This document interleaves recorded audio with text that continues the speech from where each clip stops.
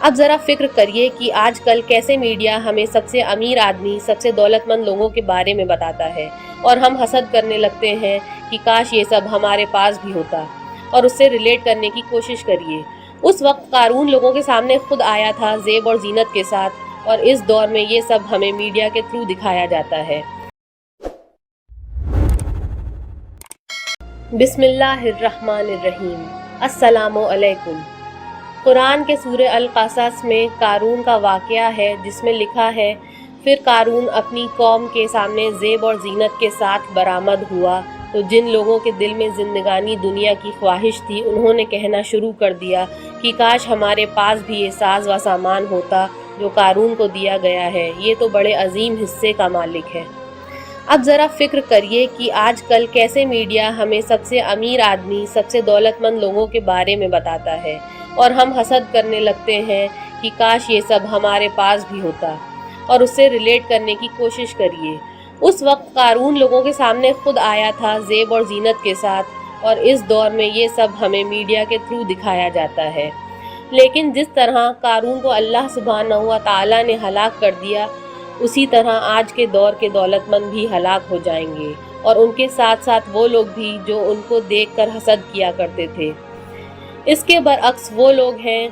جو کہتے ہیں کہ اللہ کے پاس اس سے کہیں زیادہ بہتر ہے، وہ لوگ کامیاب ہو جائیں گے اور اس دنیاوی خواہشوں سے منہ پھیر لیں گے، سوائے ان لوگوں کے جو دوسروں کے لیے کمانے کے خواہش مند ہیں اور اللہ سبحانہ و تعالیٰ کی مخلوق جو ضرورت مند ہے، جو خود مختار نہیں ہے ان کے لیے۔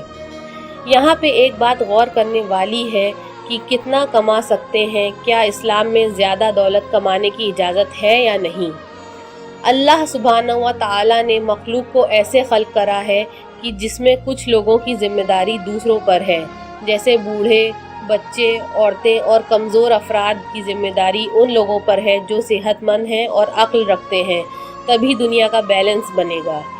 اور اسی وجہ سے اللہ سبحانہ و تعالیٰ کچھ لوگوں کو زیادہ عطا کرتا ہے کہ وہ دوسروں تک پہنچا دے، اور اسی طرح اس کا امتحان بھی ہو جاتا ہے۔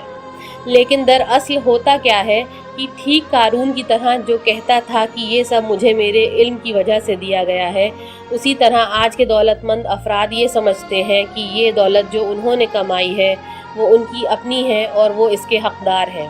لیکن وہ یہ نہیں جانتے یا غفلت میں پڑے ہوئے ہیں کہ یہ سب ایک دن ختم ہو جائے گا۔ دوسری طرف وہ لوگ جن کا یہ حصہ ہوتا ہے، اگر ان تک یہ حق پہنچ جاتا ہے تب تو اللہ کے حکم کی تعمیل کر رہا ہے انسان، اگر ان فقراء تک ان کا حق نہیں پہنچتا تو اسی بہانے سے ان کا بھی امتحان ہو جاتا ہے کہ وہ صبر کرتے ہیں یا اللہ سبحانہ و تعالیٰ کے دین کو چھوڑ دیتے ہیں۔